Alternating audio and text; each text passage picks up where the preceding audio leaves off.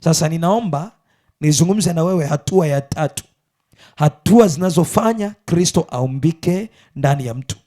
Hatua ya tatu, alafu nitazungumza hatua ya 4, na baada ya hapo nitamalizia kwa kuzungumza vitu vinavyomzuia Kristo kuumbika ndani ya mtu.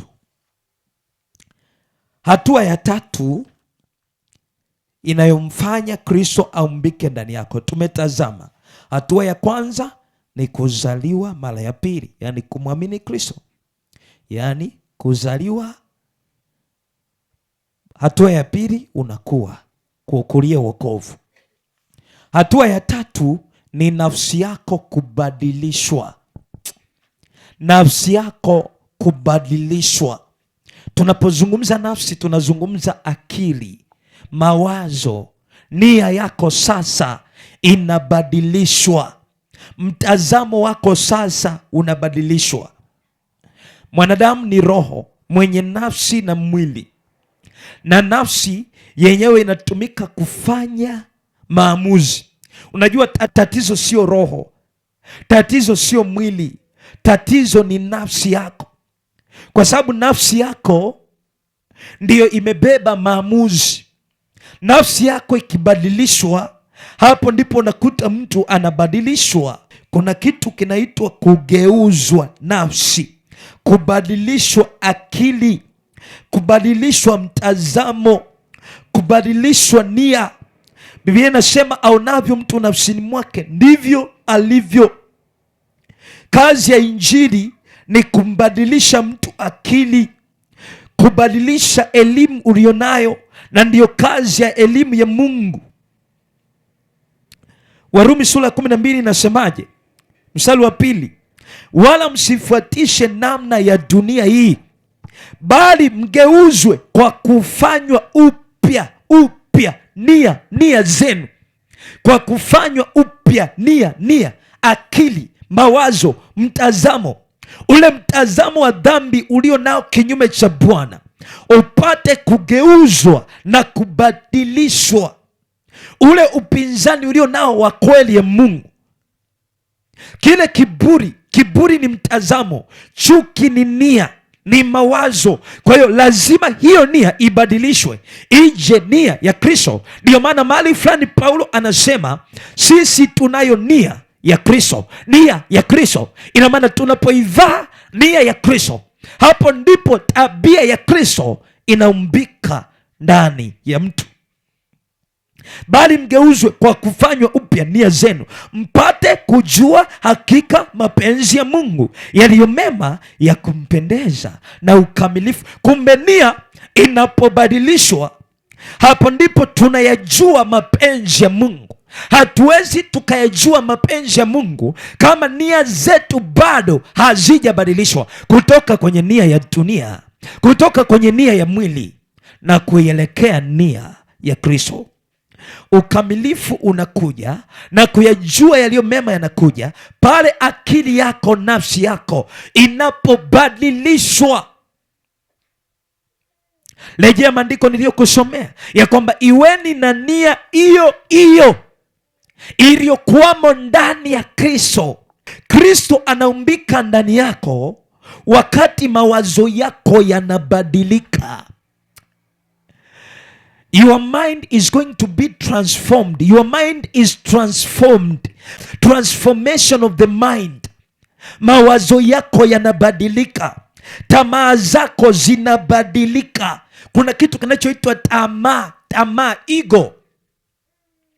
Wasomi wanaelewa ego, that self, ule ubinafsi unabadilika.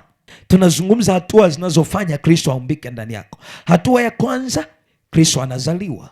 Hatua ya pili, anaanza kukua ndani yako, unakuwa unaukulia wokovu.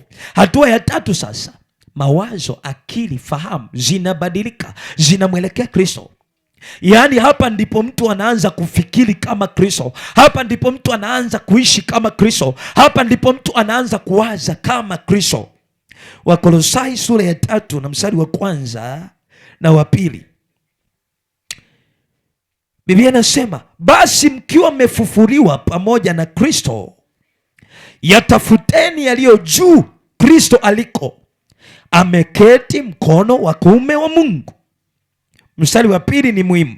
Yafikirini yaliyo juu, siyo yaliyo katika nchi.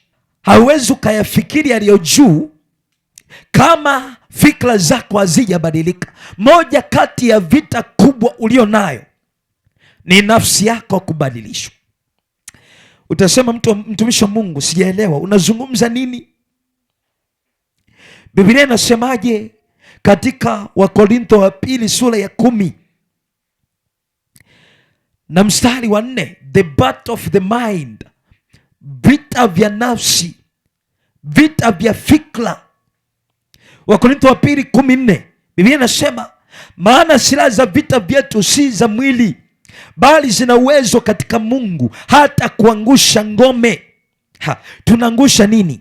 Mstari wa 5, tukiangusha mawazo. Kumbe tunaangusha mawazo na kila kitu kilichoinuka. Kumbe mawazo yanainuka. Kumbe shetani aliwaza akainuka kumpindua Mungu. Kumbe unashindwa kumpendeza Mungu kwa sababu mawazo yako yanapingana na Mungu, always yanawaza kinyume cha Mungu. Tukiangusha mawazo na kila kitu kilichoinuka kijiinuacho juu ya elimu ya Mungu, na tukiteka nyara kila fikra ipate kumtii Kristo. Kumbe kinachomtii Kristo ni fikra. Ndio maana huwezi kumtii Kristo kama fikra zako hazijabadilika. Hauwezi ukampendeza Mungu kama bado mtazamo wako uko kidunia, haujabadilishwa. Ndio maana Paulo anasema msifuatishe namna ya dunia. Mtu anayefuatisha namna, ina maana nia yake bado inaielekea dunia.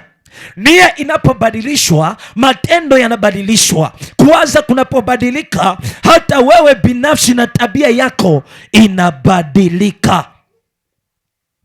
Kwa hiyo tunaangusha mawazo. Kumbe adui wa kwanza ni nafsi yako, fikra zako, kwa sababu hakuna kitu ambacho unaweza ukakitenda kabla haujawaza.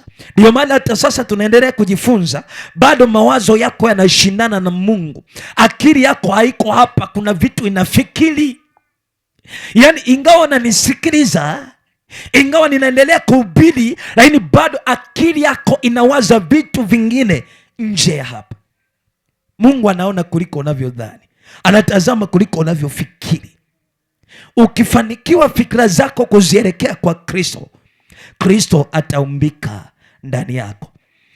Hiki ndicho kitu ambacho Kolosai anakisema katika Kolosai sura ya 3 mstari wa 2, ya kwamba yafikirini yaliyo juu, siyo yaliyo katika nchi. Siyo haya yanayoonekana. Msiangalia yanayoonekana, kwa maana haya ni ya muda, bali yasiyoonekana kwa kuwa yanadumu milele. Hii ni hatua ya 3 muhimu sana, kubadilishwa kwa nafsi, transformation of the mind. Jinsi mtu anavyoona ndivyo alivyo. Ukikubali kumtazama Kristo kwa mtazamo anaokutazamisha sasa, lazima Kristo ataumbika ndani yako. Lakini kama ukikataa kumtazama Kristo katika mtazamo huo wa Kristo, tabia ya Kristo haiwezi kaumbika ndani yako. Bwana Yesu asifiwe sana. Hatua ya 4 na hatua ya mwisho, hatua zinazofanya Kristo aumbike ndani ya mtu kikamilifu. Baada ya nafsi yako kubadilishwa, hatua ya 4, mwili unasulubishwa na kuwekwa chini ya roho. Mwili kusulubishwa na kuwekwa chini ya roho. Mwili kusulubishwa na kuwekwa chini ya roho, yaani roho inatawala, mwili hautawali, kwa sababu tayari nafsi imeisha badilishwa. Mwili sasa unakuja kusulubiwa, crucifixion of the flesh. Mwili unasulubiwa, mapenzi ya roho yanazaliwa, ubinadamu unatoweka, na Roho Mtakatifu anatawala. Wagalatia sura ya 5 mstari wa 24 hadi 25. Wagalatia sura ya 5 mstari wa 24 na 25. Inahubiri vitu muhimu sana ambavyo vitaufanya wokovu wako kuwa imara. Tunazungumza kwa habari ya picha ya Yesu Kristo kuumbika ndani yako. Je, unatamani kufanana? Je, unatamani kuwa mlokole jina, ama unatamani kuwa na wokovu bandia usio na maana? Ninakufundisha hatua za muhimu za kuishi na Kristo. Ukisikia ya kwamba Henoko alitembea na Kristo, Mungu akapendezwa na Nuhu, si jambo la kawaida. Inahitaji tabia ya Kristo iumbike ndani yako. Wagalatia sura ya 5 mstari wa 24 hadi 25, Biblia inasema, na hao walio wa Kristo Yesu wameusulubisha mwili pamoja na mawazo yake mabaya na tamaa zake. Tukiishi kwa Roho na tuenende kwa Roho. Tukiishi kwa Roho na tuenende kwa Roho. Mstari wa 24 ni muhimu. Na hao walio wa Kristo Yesu, hao wanaofanana na Kristo Yesu, wameusulubisha mwili pamoja na mawazo yake mabaya na tamaa zake. Mwili hauna nguvu tena kwa sababu umesulubiwa na Yesu msalabani. Si wao wanaoishi tena, bali ni Kristo anayeishi ndani yao. Tamaa za mwili hazipo tena, bali sasa kinachozaliwa ni kumtamani Kristo, kwa sababu roho inatawala na mwili hautawali. Sikiliza, mwili unapotawala hauwezi ukampendeza Mungu. Ndio maana ukirejea huko juu utaona katika mstari wa 19 hii wa Galatia anasema, basi matendo ya mwili ni dhahiri, ndiyo haya: uasherati, uchafu, ufisadi, ibada ya sanamu, uchawi, uadui, ugomvi, wivu, hasira, fitina, faraka, uzushi, husuda, ulevi, ulafi na mambo yanayofanana na hayo. Katika mambo hayo nawaambia mapema, kama nilivyokwisha kuwaambia, ya kwamba watu watendao mambo hayo hawataurithi ufalme wa Mungu. Anasema matendo ya mwili ni hayo. Sasa unaposulubisha mwili katika msalaba wa Kristo, ina maana matendo haya hayataonekana, isipokuwa matunda ya Roho ndiyo yataonekana. Haya matunda ya Roho yanayotajwa katika Galatia 5:22, lakini tunda la Roho ni upendo, furaha, amani, uvumilivu, utu wema, fadhili, uaminifu, upole, kiasi. Juu ya mambo kama hayo hakuna sheria. Kwa hiyo tunapoona mwili unatawala, tunajua kabisa ya kwamba haujakubali mwili wako usulubiwe chini ya Roho. Kwa hiyo hatua hii ya 4 ni hatua ngumu na muhimu zaidi, ambayo mwili unapoteza nguvu zake. Yaani kwenye hatua hii mwili unapoteza nguvu zake. Hapa mtu haenendi tena kwa kufuata mwili, bali anaifuata Roho. Roho inatawala, Roho inauamrisha mwili. Mwili unapotaka kutenda dhambi, Roho inapiga kelele, inasema hicho kitu ni dhambi. Yaani kwenye hatua hii ya 4 tunaona kiburi kinakufa, tamaa zinakufa, ubinafsi unakufa. Hapa sasa Kristo anatawala. Maisha yako yanaonyesha si wewe tena, bali Kristo ndani yako anaishi. Hapa Kristo anaonekana kwa dhahiri. Kitabu cha Wagalatia sura ya 2 mstari wa 20. Wagalatia sura ya 2 mstari wa 20. Biblia inasemaje? Nimesulubiwa pamoja na Kristo, lakini ni hai, wala si mimi tena, bali Kristo yu hai ndani yangu. Na uhai nilio nao sasa katika mwili ninao katika imani ya mwana wa Mungu, ambaye alinipenda akajitoa nafsi yake kwa ajili yangu. Nimesulubiwa pamoja na Kristo, mwili wangu umesulubiwa pamoja na Kristo, lakini ni hai. Matendo ya mwili yamesulubiwa pamoja na Kristo, ile dhambi imesulubiwa pamoja na Kristo. Mimi roho yangu i hai, inaishi. wala si mimi tena, bali Kristo yu hai ndani yangu. Yesu Kristo hawezi kuwa hai ndani yako kama mwili wako bado ni hai. Yesu Kristo hawezi kutawala mahali ambapo mwili wako unatawala, mahali ambapo hisia zako zinatawala, mahali ambapo akili zako zinatawala. Ili atawale, lazima mawazo yako yasurubishe, akili yako isurubishe. Na hapa ndipo tunakuja, Biblia inasema ya kwamba kujikana, atakaye kunifuata lazima ajikane. Hapo ndipo Kristo anaanza kuonekana, tabia ya Kristo inazaliwa. Paulo anasema wala si mimi tena, bali Kristo yu hai ndani yangu, na uhai nilio nao sasa katika mwili ninao katika imani ya mwana wa Mungu. Ukisikia Paulo anasema kuishi ni Kristo, kufa ni faida, alimaanisha lazima mtu akubali kukaa ndani ya Kristo na Kristo akae ndani yako. Mapenzi, yani ibaki kusema mapenzi yako Mungu yasimame, sio mapenzi yako wewe yatawale, ya Kristo. Hapa ndipo inafika mtu sasa anaomba katika roho, kwa sababu mwili hauna nafasi tena, kwa kuwa mwili tayari umesurubishwa. Ndugu yangu, zifuatilie sana hizi hatua.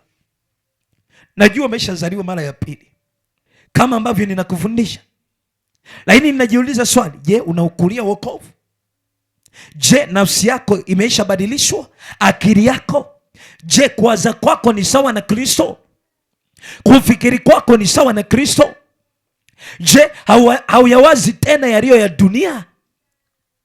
Je, unayawaza yaliyo katika nchi au yaliyo katika uzima wa milele ujao? Yafikirini yaliyo juu, Kristo aliko. Kubali mwili wako usurubishwe pamoja na Kristo. Mapenzi ya Mungu yatawale, mapenzi yako yavunjike. Mruhusu Kristo atawale, sio hisia zako za mwili zitawale, matendo ya mwili yasitawale. Nimalizie kwa kuzungumza vitu vinavyomzuia Kristo kuumbika kikamilifu ndani yako. Kwa nini hata sasa tumuone Kristo ndani yako?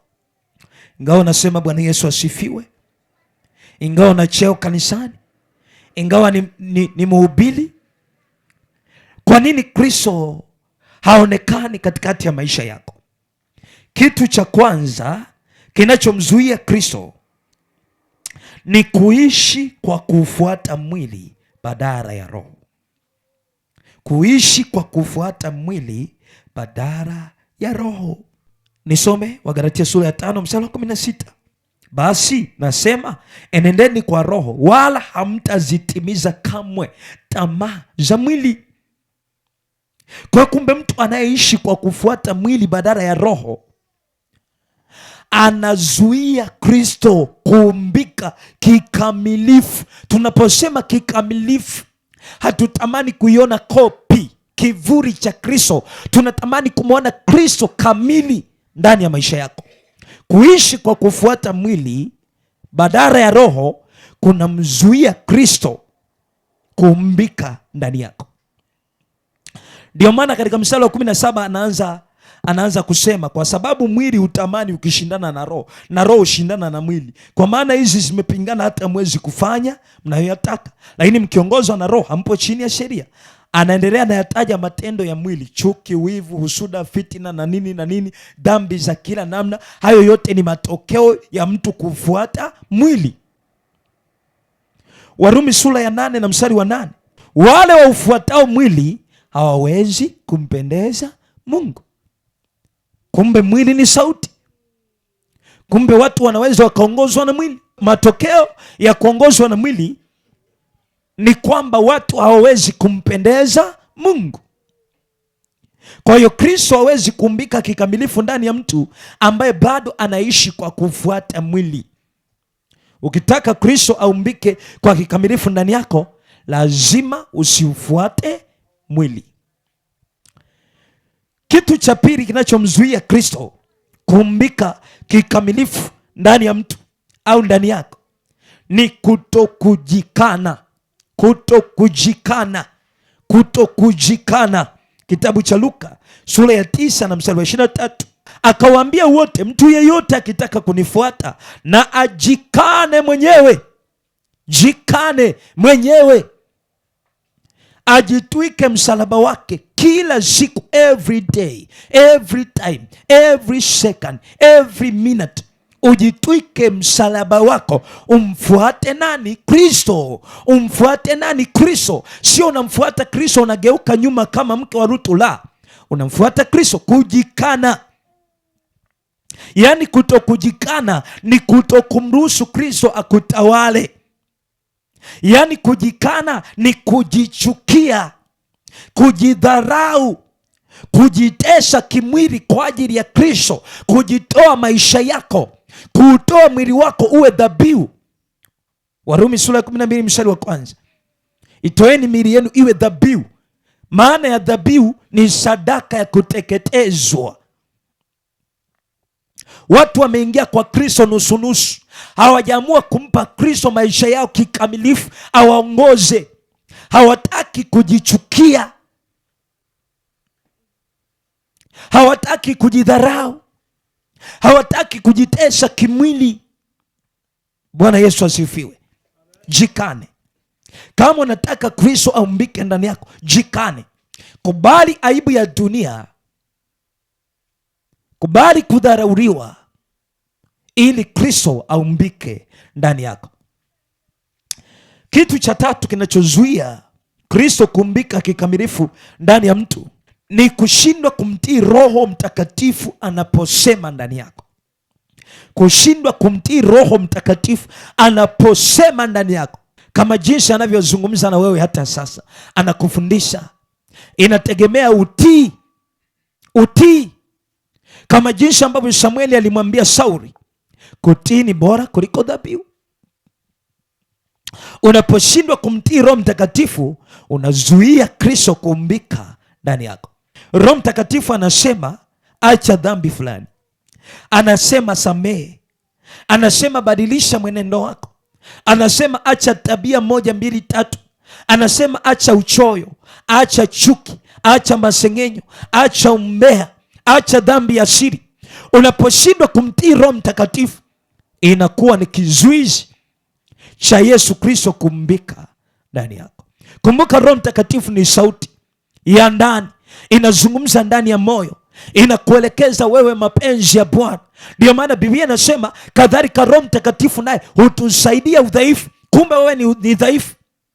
Kwa hiyo Roho Mtakatifu anaposema ndani yako, anaubeba udhaifu wako ili ukamilike mbele za Mungu. Ndio maana katika Isaya 59:1 anasema dhambi zenu ndizo zinamzuia Mungu kuumbika ndani yenu. Mkono wa Bwana si mfupi, wala sikio lake si zito, lakini maovu yenu yamewafalakanisha. Roho Mtakatifu anasema acha dhambi, acha dhambi. Utakapomtii Roho Mtakatifu, hapo tayari Kristo anaumbika ndani yako kikamilifu. Bwana Yesu atusaidie. Kizuizi cha 4 kinachomzuia Kristo kuumbika ndani yetu kikamilifu.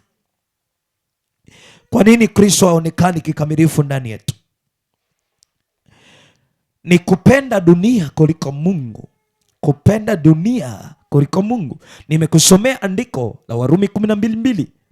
Sifuatishe namna ya dunia hii. Lakini tuongeze andiko lingine katika waraka wa kwanza wa Yohana, ile sura ya 2 na mstari wa 15. Biblia inasemaje? Msipende dunia wala mambo yaliyomo katika dunia. Mtu akipenda dunia, kumpenda Baba hakumo ndani yake. Anaposema hakumo ndani yake, ina maana tabia ya Yesu haimo ndani yake. Anaipenda dunia, kumpenda Baba hakumo ndani yake. Tabia, picha kamili ya Yesu haiwezi kaumbika ndani yake. Kwa nini? Kwa sababu dunia na Yesu ni vitu viwili tofauti. Aipendaye dunia hawezi kumpenda na kumpendeza Mungu wetu wa mbinguni. Katika dunia kuna vitu gani? Tamaa ya mali, tamaa ya mwili, the lust of the flesh, tamaa ya macho, the lust of the eye, kiburi cha uzima. Anasema hivyo havitokani na Baba, bali vyatokana na dunia. Kwa hiyo tunapoona mtu anapenda tamaa ya mali, tamaa ya mwili, tamaa ya macho na kiburi cha uzima, tunafahamu kabisa ya kwamba mtu huyu tabia ya Yesu haiwezi ikaumbika ndani yake. Kizuizi cha tano, tunaangalia vizuizi vinavyomzuia Kristo kuumbika kikamilifu ndani ya mtu. Kizuizi cha tano na cha mwisho ni kutokukaa karibu na Mungu. Kitabu cha Yeremia sura ya 23 na mstari wa 23. Yeremia sura ya 23 mstari wa 23. Mungu anajitambulisha kwetu kama Mungu aliye karibu. Mimi ni Mungu aliye karibu, asema Bwana. Mimi si Mungu aliye mbali. Mimi ni Mungu aliye karibu, asema Bwana. Mimi si Mungu aliye mbali. Sasa kwa nini wanadamu wako mbali na Mungu? Ni kwa sababu wanadamu hawataki kukaa karibu na Mungu. Kwa namna ipi? Kitabu cha Yakobo sura ya 4 mstari wa 8. Biblia inasema mkaribieni Mungu naye atawakaribia ninyi. Kumbe ni wajibu wetu kukaa karibu na Mungu. Itakaseni mikono yenu enyi wenye dhambi. Kumbe tukitaka tukae karibu na Mungu, lazima tuitakase mikono yetu sisi wenye dhambi na kuisafisha mioyo yetu sisi wenye nia mbili. Wenye nia mbili. Wenye nia mbili. Tuisafishe mioyo yetu sisi tunaogeuka na kubadilika. Kama tunamtaka Yesu na Mwokozi, ile picha kamili na tabia ya Kristo iumbike ndani yetu, basi tunapaswa kumkaribia Mungu. Tunamkaribiaje Bwana? Kwa kuomba kwa kina, kwa bidii. Mtafuteni Bwana maadamu anapatikana. Mithali sura ya 8 mstari wa 17. Anasema nawapenda wale wanipendao, na wale wanitafutao kwa bidii wataniona. Wanitafutao kwa bidii watakaa karibu na mimi. Nitakuwa Mungu wao na wao watakuwa wanangu. Lakini tunamkaribia Mungu pia kwa kusoma na kutafakari neno la Bwana. Kusoma, reading and meditating the word of God. Meditation, kutafakari kwa kina, kutafuta sana kile Mungu anachokitaka katika neno hilo nalolisoma, katika andiko hilo. Mapenzi ya Mungu ni yapi hapo, ili uweze kuyafanya. Somo letu limekuwa kumruhusu Mungu au Kristo aumbike ndani yetu, na andiko letu lilikuwa ni Wagalatia sura ya 4 na mstari wa 19. Wagalatia sura ya 4 mstari wa 19. Vitoto vyangu ambao kwamba nawaonea utungu tena mpaka Kristo aumbike ndani yenu. Mungu anataka sana sana sana Kristo aumbike ndani yetu. Sisi wenyewe ndio tunaomzuia Kristo kuumbika ndani yetu. Kama tukimruhusu, yeye atakaa. Ni shauku yangu, ni ombi langu ya kwamba picha kamili ya Yesu ipate kuumbika ndani yako. Ile nia kamili ya Kristo ipate kuumbika ndani yako. Bwana Yesu, ninakushukuru, ninakutukuza kwa maana wewe ni mkuu. Yesu Kristo mwenye mamlaka, unasema iweni na nia hiyo hiyo iliyokuwamo ndani ya Kristo Yesu. Nami Bwana ninaitafuta nia hiyo, hiyo nia ambayo ilikufanya unyenyekee hata mauti ya msalaba. Ndiyo nia ambayo Mungu ninaiomba hata sasa. Ninajua Kristo, kwa tabia nilizo nazo, kwa mawazo niliyo nayo, kwa namna ninavyotembea na kufuata mwili, hakika nimezuia wewe kuumbika ndani yangu. Ndiyo maana ninakuja kwako kwa unyenyekevu, katika jina lako Kristo wa Nazareti. Ninajua Bwana, nimekuzuia muda mrefu wewe kuumbika ndani yangu, lakini leo umenifundisha na kunielekeza mapenzi yako, nami ninaomba sura yako sasa. Paulo anasema sisi tunayo nia ya Kristo, Ninaitamani nia ya Kristo iumbike ndani ya kanisa lako, hili kanisa la Laodikia, hili kanisa la mwisho. Bwana, ninaomba Yesu Kristo, hata kanisa la mahali hapa Bwana, maisha yetu yakaaksi tabia yako na matendo yako Yesu Kristo, tukatembee kwa kukufuata wewe, na utukufu wako Mungu upate kudhihirika kwa jina lako Yesu Kristo wa Nazareti. Ninakutukuza Mungu wa uzima kwa ajili ya neno hili. Endelea Yesu Kristo kuwasemesha watoto wako Yesu Kristo wa Nazareti, mapenzi yako na nguvu zako na utukufu wako na ukuu wako Mungu upate kutawala tangu sasa na hata milele, kwa jina la Yesu Kristo. Asante kwa neno lako, ninalibariki na zaidi likalete matokeo ndani yetu, na utukufu wako upate kudhihirika kwa jina la Baba na Mwana na Roho Mtakatifu. Amen. Hallelujah.